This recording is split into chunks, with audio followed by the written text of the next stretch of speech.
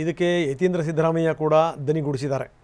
ಸಂಘದವರು ಹಿಂದೂಗಳೇ ಅಲ್ಲ, ಇವರ ಪ್ರಕಾರ RSSನವರು ಹಿಂದೂಗಳೇ ಅಲ್ಲವಂತೆ, ಕೇವಲ ಹಿಂದುತ್ವವಾದಿಗಳು. ಇದು ಯತೀಂದ್ರ ಸಿದ್ದರಾಮಯ್ಯ ಅವರ ಹೇಳಿಕೆ. ಧರ್ಮದ ಹೆಸರಲ್ಲಿ ಏನು ಬೇಕಾದರೂ ಮಾಡ್ತೀವಿ ಅಂತಂದರೆ ನಡೆಯಲ್ಲ. RSS ಕೇವಲ ಸಾಂಸ್ಕೃತಿಕ ಸಂಘಟನೆ ಅಲ್ಲ, BJP ಪರವಾಗಿ ಕೆಲಸ ಮಾಡ್ತಿರುವಂಥ ಸಂಸ್ಥೆ. ಕೋಟ್ಯಾಂತರ ಮೌಲ್ಯದ ಆಸ್ತಿ ಇದೆ, ಹಣನೂ ಬರ್ತಾ ಇದೆ, ಅದರ ಲೆಕ್ಕ ಕೊಡಬೇಕಲ್ವಾ ಅಂತ ಕೇಳ್ತಾರೆ ಯತೀಂದ್ರ ಸಿದ್ದರಾಮಯ್ಯ. ಯಾಕೆ ರಿಜಿಸ್ಟರ್ ಮಾಡಿಸಬಾರ್ದು? ಎಲ್ಲರಿಗೂ ಒಂದು ಕಾನೂನು, ಅವರೊಬ್ರಿಗೆ ಒಂದು ಕಾನೂನು. ಬಾಡಿ ಆಫ್ ಇಂಡಿವಿಜುವಲ್ಸ್ ಆದ ತಕ್ಷಣ ಅವ್ರು ಎಷ್ಟೇ ಆರ್ಥಿಕ ವ್ಯವಹಾರಗಳು ಮಾಡಿಕೊಂಡ್ರು ಕೂಡ ಅವ್ರನ್ನ ರಿಜಿಸ್ಟ್ರೇಷನಿಂದ ಎಕ್ಸ್ಕ್ಲೂಡ್ ಮಾಡಬೇಕು, ಅವ್ರಿಗೆ ವಿನಾಯಿತಿ ಕೊಡಬೇಕು ಅಂತ ಹೆಂಗೆ ಹೇಳೋಕ್ಕೆ ಸಾಧ್ಯ ಆಗುತ್ತೆ? ಯಾಕೆಂದರೆ RSS ಬರೀ ಕಲ್ಚರಲ್ ಆರ್ಗನೈಸೇಷನ್ ಅಲ್ಲ. ಹೆಸರು ಕಲ್ಚರಲ್ ಆರ್ಗನೈಸೇಷನ್ ಇದ್ದರೂ ಕೂಡ ಅದೊಂದು ಪೊಲಿಟಿಕಲ್ ಆರ್ಗನೈಸೇಷನ್. ಅವರು BJP ಅವ್ರಿಗೋಸ್ಕರ ಎಲ್ಲ ಇಲೆಕ್ಷನ್ಗಳಲ್ಲಿ ಕೆಲಸ ಮಾಡೋದು ಚೆನ್ನಾಗಿ ಗೊತ್ತೇ ಇದೆ.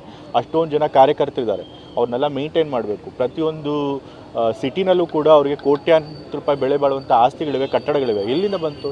ಸೊ ಇದನ್ನೆಲ್ಲ ನಾವು ತಿಳ್ಕೊಳ್ಬೇಕು ಅಂತಂತಂದರೆ ಫಸ್ಟು ರಿಜಿಸ್ಟ್ರೇಷನ್ ಆಗಬೇಕು. ಸೊ ಹೋಮ್ ಮಿನಿಸ್ಟರ್ ಅವ್ರು ಏನು ಕೇಳಿದ್ದಾರೆ, ಅವ್ರು ರಿಜಿಸ್ಟ್ರೇಷನ್ ಆಗಬೇಕು ಅನ್ನೋದು ಅದು ಕಾನೂನು ಪ್ರಕಾರವಾಗಿದೆ ಅಂತ ನನ್ನ ಅನಿಸಿಕೆ. ಅಲ್ಲ, ಅವರು ನಮ್ಮದು ದೇಶಭಕ್ತ ಸಂಘಟನೆ, ಹಿಂದೂ ಧರ್ಮನೇ ರಿಜಿಸ್ಟರ್ ಆಗಿಲ್ಲ, ನಾವು ಯಾಕೆ ಆಗಬೇಕು ಅನ್ನುವಂಥ. ಅಲ್ಲ, ಅದು ಧರ್ಮ ಮತ್ತು ಆರ್ಗನೈಸೇಷನ್ ಎರಡೂ ಒಂದೇ ಆಗಕ್ಕೆ ಸಾಧ್ಯ ಆಗುತ್ತಾ? ಧರ್ಮ ಬೇರೆ, ಇವ್ರ ಆರ್ಗನೈಸೇಷನ್ ಬೇರೆ.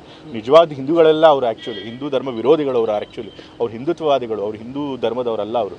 ಸೊ ಹಾಗಾಗಿ ಅವ್ರದ್ದು ದೇಶನ ಧರ್ಮನ ಅವ್ರ ಜೊತೆ ಈಕ್ವೇಟ್ ಮಾಡೋಕ್ಕಾಗೋದಿಲ್ಲ. RSS ಅವರೇ ಬೇರೆ ಸಂಘಟನೆ.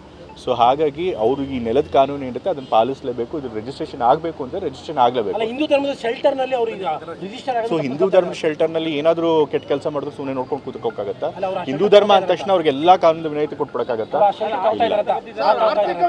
ಆ ರೀತಿ ಈ ರೀತಿ ಧರ್ಮದ ಹೆಸರಿನಲ್ಲಿ ಕೆಲಸ ಮಾಡುವಂಥದ್ದು ಎಷ್ಟೊಂದು ಆರ್ಗನೈಸೇಷನ್ ಇರ್ತಾರೆ. ಬೇರೆ ಧರ್ಮದವರು ಕೇಳ್ತಾರೆ, ನಾವು ಕೂಡ ಧರ್ಮದ ಹೆಸರಲ್ಲಿ ಆರ್ಗನೈಸೇಷನ್ ಮಾಡ್ತೀವಿ, ನಮಗೂ ವಿನಾಯಿತಿ ಕೊಡಿ ಅಂತ ಹೇಳಿ.